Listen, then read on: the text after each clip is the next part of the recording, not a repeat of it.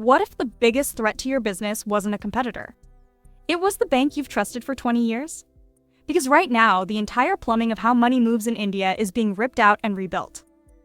And it's happening faster than most people realize. Let's start with payments, because the numbers here are genuinely staggering.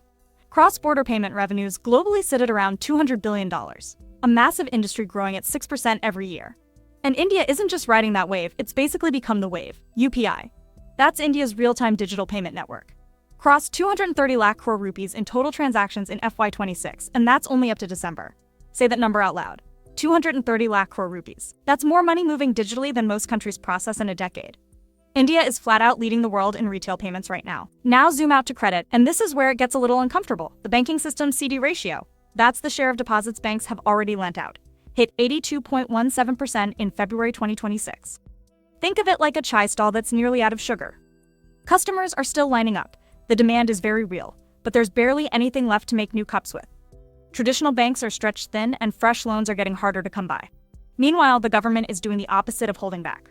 The union budget for 2026-27 has earmarked a record 12.2 lakh crore rupees for infrastructure. Roads, railways, ports, urban development. Pure rocket fuel for the economy. But here's the wild card nobody wanted. Crude oil has crossed $90 a barrel after disruptions hit the Strait of Hormuz, a critical shipping lane in West Asia. If your business touches imports or fuel in any way, that's a live risk sitting on your balance sheet right now. So here's where we are. Digital rails booming, government spending at record highs, credit tight, and global risks very much alive. The real question is, in this kind of landscape, who actually wins? That's exactly what we're getting into next. So now that you know what's changing, the real question is, does any of this actually help you, or are you on the wrong side of it? Let's break it down. If you're an exporter or freelancer getting paid from overseas clients, so honestly, this is your moment. Fintech platforms like BRISKPE and Currency are settling cross-border payments in just one day. 1. Compare that to the 5 to 7 days a traditional bank wire used to take, and you're looking at a completely different cash flow reality. Waiting a week for 5 lakh rupees to land versus getting it tomorrow. That's not just a convenience thing. That is your ability to pay suppliers, run payroll, stay liquid. And here's what really stings about the old system. Legacy bank wires don't just slow your money down, they quietly skim 1 to 3% off the top through hidden exchange rate markups. Fintech pricing? Transparent.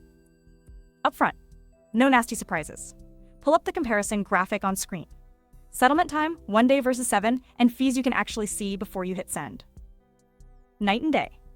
Now, if your business is in construction, logistics, or building materials, that 12.2 lakh crore rupees infrastructure push from the government is essentially a demand engine running in your favor.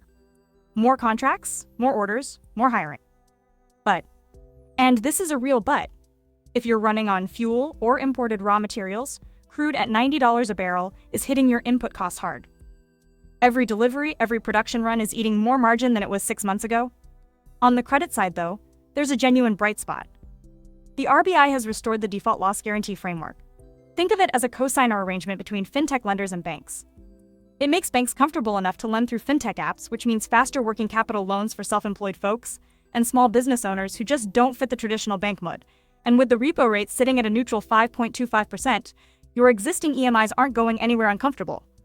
So the read here is pretty clear. Fintech is working for you on payments and credit access right now. But if oil stays elevated, build that cost buffer into your pricing before your margins quietly disappear. So now that you know what's happening, the real question is, what do you actually do about it? Think of using a fintech rail today like booking an Ola cab. Upfront price, arrives in minutes, smooth experience. A traditional bank wire. That's more like a prepaid auto you can't negotiate with. It'll get there eventually, but you won't know the exact fare until it's done. The catch is real though. If your fintech platform hits a compliance glitch, you're stranded.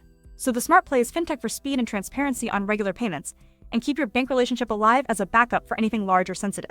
Now that 12.2 lakh crore rupees infrastructure budget? Don't hold your breath for it to hit the ground tomorrow. Government capex typically takes 12 to 24 months to turn into actual contracts. If you're in construction, materials, or logistics, start positioning now. Relationships, GST compliance, working capital lines. Have it all ready, and with the CD ratio sitting tight at 82.17%. Traditional bank credit is staying expensive for at least 2 to 3 more quarters. That makes fintech lenders your most practical route for quick working capital, especially now that the DLG framework has their back. Keep one eye on oil too. If West Asia escalates and crude stays above $90 a barrel, inflation creeps up and the RBI's neutral stance gets complicated fast. On the upside, UPI going international means Indian exporters and freelancers could soon receive global payments at near zero cost. And that's a genuine game changer. Look at the comparison on screen. The gap between what fintech rails offer versus legacy systems isn't just about speed anymore. It's cost, transparency, and access, all stacking up on one side. The infrastructure is being built for small businesses to move faster, borrow smarter, and get paid quicker. The ones who adapt to fintech rails and stay lean on oil-linked costs, they're the ones pulling ahead in the next 12 months. That's the window.